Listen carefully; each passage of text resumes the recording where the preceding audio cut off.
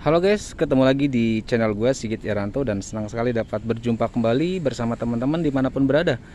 Dan hari ini juga gue mau berbagi cerita kembali tentang dunia otomotif pastinya. Dan gue berharap teman-teman dapat menikmati setiap informasi yang gue sampaikan. Di depan gue ada Honda CR-V 2.0 ya, warna hitam, dan mobil ini baru juga datang dari dealer ya. Tahun 2021 gue mau berbagi tentang informasi tentang eksterior maupun interior. Kalau kalian lihat sekilas dari kepalanya ini, mobil ini gagah gitu ya, maco ya, teruntuk biasanya digunakan untuk para lelaki eksekutif gitu ya, muda ataupun ya boleh katakan kaum milenial pun bisa menggunakan ini. Mobil ini cukup mahal guys, karena salah satu mobil premiumnya dari Honda, namanya CR-V 2.0 belum turbo. Ini adalah pilihan dari CR-V yang dimana ada 1.5 turbo dan ini 2.0 ya. Kalian bisa lihat dari headlampnya, lalu ada grill sini, headlampnya juga keren banget, agak tirus gitu, lalu sambung ada grill di bawah sini. Dan ini ada kalau mobil turbo tuh dia ada modul untuk SNS ya. Jadi dia untuk mode mengatur kecepatan pada saat di tol, menjaga jarak terhadap mobil yang di depan gitu ya. Untuk bagian depannya sudah seperti itu guys, dan tidak banyak perubahan dari mobil-mobil yang lain. Dan ini bagian sampingnya, kalian dapat perhatikan dari peleknya palang api gini ya. Lalu ada grill putih di sini. Lalu di bagian kaca filmnya di window gitu ya, di kaca. Untuk pemakaian kaca filmnya biasanya kalau mobil premium itu 3M ataupun V-Cool gitu ya. Biasanya paling rendah Lumar. Dan mobil ini juga sangat nyaman banget guys untuk bagian interiornya, suspensi maupun kenyamanan dalamnya. Dan gua akan kasih ajak teman-teman untuk ke dalam bagian kontrol kemudinya ya, seperti apa. Nah ini guys, jadi kalau kalian lihat sekilas, dominasi warna hitam yang ditampilkan mobil ini dari door trimnya ya, semuanya tapi sudah lembut dan empuk gitu, tidak terbuat dari plastik, tapi ada lapisan seperti kulit maupun busa gitu, sehingga nyaman banget gitu ya guys. Nah untuk bedanya mobil tipe 2.0 ini, dia joknya itu masih manual. Kalau yang 1.5 dia kan sudah elektrik gitu ya, dan ini manual. Dan untuk bagian sisi kanannya dia bottom starter guys, bottom starter. Lalu juga apa namanya, kontrolnya, tombol ada di sini, dan gua akan coba masuk ke dalam untuk memberitahu ke kalian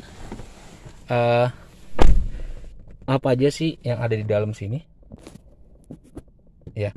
Gua akan coba hidupkan mobil ini dengan memencet bottom starter ya.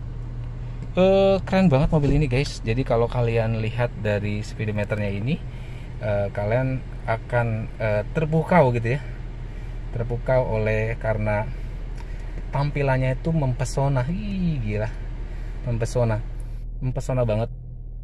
Selain ada RPM gitu ya, RPM, lalu juga ada kilometer yang digital ada di tengah sini ya, ada keterangan odo, trip maupun derajat Celcius tuh, temperatur. Itu juga di sebelah kiri juga ada manualnya. Nah, gitu. Lalu di sebelah kanan ini adalah bensin ya. Untuk mobil ini juga sudah menggunakan transmisi Tiptronic ya, yang ada di sini nih. Ini untuk mengurangi gigi transmisi matic. Dan ini sebelah kanan ini, sebelah kanan itu menambah gitu ya, menambah gigi gitu ya. Lalu untuk bagian setir tidak ada banyak perubahan gitu ya. Di sini ada keterangan SRS gitu ya, airbag. lalu juga ada kontrol untuk telepon maupun media yang digunakan. Lalu di sini ada kontrol untuk cruise control. Nah, itu yang untuk bagian setirnya maupun bagian interior, bagian speedometer. Lalu bagian head unitnya seperti ini guys. Jadi dia lebih kecil gitu ya daripada yang 1.5 gitu ya. Dan menunya juga hampir sama dengan 1.5, tapi ini lebih rendah gitu ya.